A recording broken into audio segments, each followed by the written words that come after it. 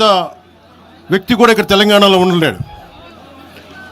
ఇది తెలంగాణ తాలూకు ప్రేమ, తెలంగాణ ప్రజల తాలూకు ప్రేమ, ఇవన్నీ ఎవరు మర్చిపోరు.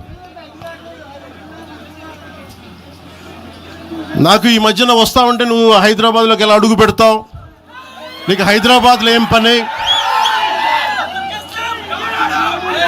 ఇది నేను ప్రత్యేకించి చెప్తా ఉన్నా.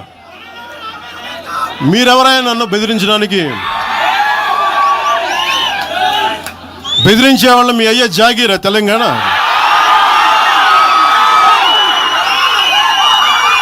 నా మీద దాడులు చేస్తా ఉన్నారు కదా. నాకు తెలంగాణలో బెదిరింపుల కంటే కూడా ఆంధ్రాలో బెదిరింపులు ఎక్కువ. నాకు తెలంగాణలో ఇంకా రానివ్వు అంటారు నన్ను, ఆంధ్రాలో అయితే తల తీసేయని అంటారు కోనసీమలో కొంతమంది.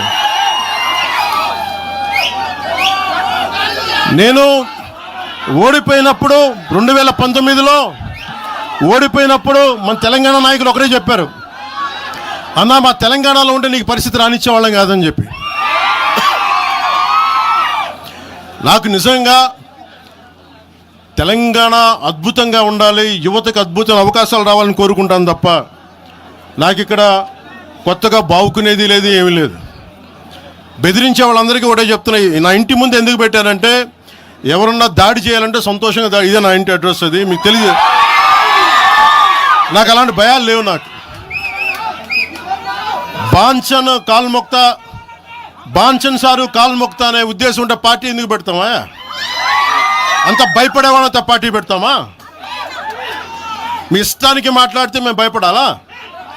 ఏ రోజున ఒక్క మాట మీకు కేసీఆర్ గారి గురించి కానీ ఇన్ని సంవత్సరాల్లో 12 సంవత్సరాల్లో ఒక్క తెలంగాణ నాయకుడిని ప్రభుత్వం ఏర్పాటు చేసినప్పటి నుంచి ఈ రోజు దాకా ఒక మాటలా.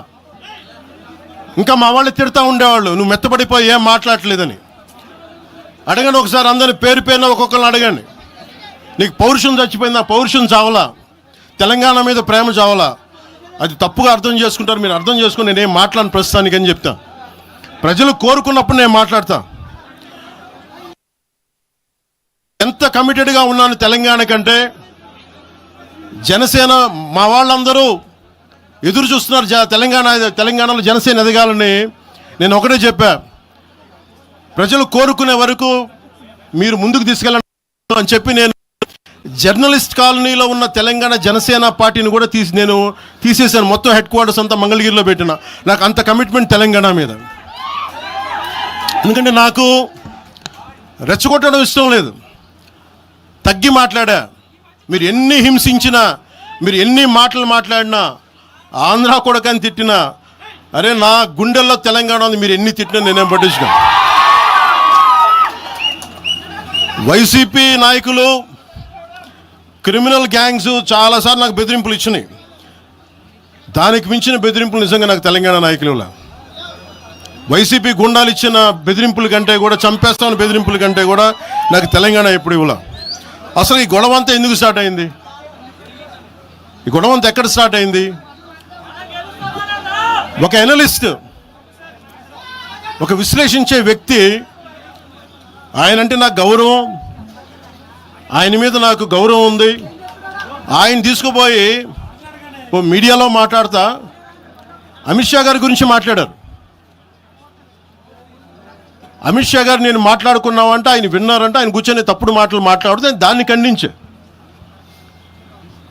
నా మీద మనకు మాట అంటే మన జన సైనికులు ప్రతి చోట ఏదో కూర్చొని ఒక కేసులు పెట్టారు కూడా నాకు తెలియదు.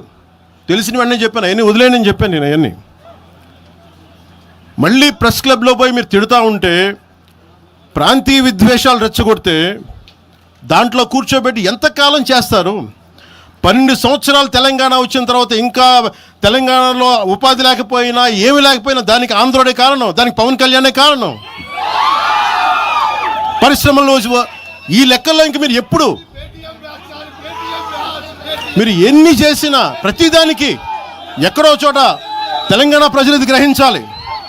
ఉద్యోగాలు రాకపోయినా, ఉపాధాలు రాకపోయినా ప్రతిదానికి ఆంధ్రోడు కారణం అంటే, ఆంధ్ర ప్రజలు నిజంగా ఎందుకు వస్తారు ఇక్కడికి? తెలుగు చిత్ర పరిశ్రమ ఎందుకు వచ్చింది? ఎక్కడో మద్రాసులో ఉండే తెలుగు చిత్ర పరిశ్రమ ఇక్కడ రావడానికి కారణం తెలంగాణ ప్రత్యేక రాష్ట్రం కావాలని కోరుకున్న నాయకులు చెన్నారెడ్డి గారు తీసుకొచ్చారు ఇక్కడికి. ఆయన తీసుకొచ్చారు ఇక్కడికి. 50 సంవత్సరాలు కలిసి ఉన్న రాజధాని ఇక్కడ సడన్గా పోయి మీరు ఇక్కడ రాకూడదు అని కొంతమంది నాయకులు, తెలంగాణ ప్రజలు వేరు. నేను మొదటి రోజు నుంచి చెప్తా ఉన్నా, పాలకులు వేరు, ప్రజలు వేరు. తెలంగాణకి అన్యాయం చేసిన పాలకుల్ని, దాంట్లో పవన్ కళ్యాణ్ కూడా వాడిని కూడా ఉరిదీసాను పర్లా. పాలకులు వేరు, ప్రజలు వేరు. మీరు పాలకులను తిట్టుకున్న ప్రజలను తిడితే, విద్వేషాలు రెచ్చగొడితే ఈ దేశం ఎటుపోద్ది? సూరత్లో తెలుగు ప్రజలు ఉన్నారు. రేపొచ్చిన గుజరాతీ మనుషులందరూ గుజరాతీస్ అందరూ కూర్చొని తెలుగు వాళ్ళు ఇక్కడ ఉండకూడదంటే కుదురుద్ది అక్కడ? నాందేడ్లో ఉన్న తెలుగు వాళ్ళు, షోలాపూర్లో ఉన్న మన తెలంగాణ తెలుగు వాళ్ళు అందరూ కూర్చోబెట్టి మా మహారాష్ట్రీయులు తిరగబడితే ఏమవుద్ది? దేశం నిలబడద్దా? దేశం ఒకటిగా ఉంటుందా? ఎంతకాలం తిడతారు? ఎంతకాలం? నేను అమిత్ షా గారిని అన్నారని చెప్పి నేను మాట్లాడగానే కూర్చోబెట్టి ఒక్కళ్ళు దానికి చిలవలు పలవలు చేసి నాకు తెలంగాణ అంటే పడదు, నాకు వీళ్ళంటే పడదు, వాళ్ళంటే పడదు, ఇన్ని సంవత్సరాలు 12 years కూర్చోబెట్టడం. మేము ఒక చెరువుని కబ్జా చేసామంట. నాకేం పనిలేదా? నిజంగా మీరన్నట్టుగా కబ్జా చేస్తే ఇల్లు తగలబెట్టారా? నాది వచ్చి మీరు ఉంచుతారా నన్ను? ఒక్కొక్కళ్ళు కూర్చోబెట్టి 111 జీవోలు ఏమేం చేశారు అటు చూసిపోండి, అటు చూడండి. నిజంగా ఈ రోజున తెలంగాణ రాష్ట్ర ముఖ్యమంత్రి గారికే చెప్తున్నా, రేవంత్ రెడ్డి గారికే చెప్తున్నా, ఆయనంటే నాకు ఇష్టం, ఆయనంటే గౌరవం నాకు. కానీ వారికే నేను చెప్తా ఉన్నా, తెలంగాణ ప్రభుత్వానికే చెప్తున్నా, పవన్ కళ్యాణ్ కనుక ఆ చెరువుని ఒక చెరువును ఆక్యుపై చేసుకున్నాడంటే సంతోషంగా చెప్తాను, ఈ రోజున తెలంగాణ ప్రభుత్వానికి రాసి ఇచ్చేస్తున్నారు. అలాగే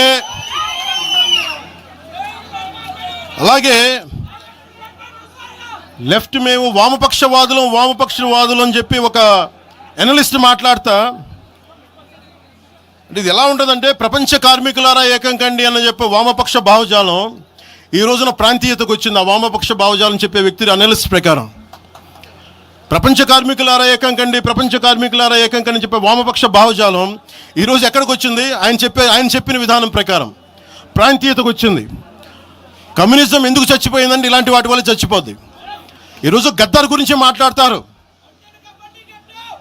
బండెనక బండి కట్టి 16 బండ్లు కట్టి ఏ బండిలో పోతాం నైజాం సర్కార్ ఓడా అంటే అది ఈరోజు మాకు వచ్చిన ప్రేమ కాదు. మాకు అది నా చిన్నప్పుడు చెప్పాను ఆ మాట, తర్వాత ఫస్ట్ మీటింగ్లో చెప్పా. గద్దర్ గారు బతికున్నప్పుడు మీరందరూ ఏమయ్యారా? గద్దరన్న బతికున్నప్పుడు మీరందరూ ఎక్కడున్నారు?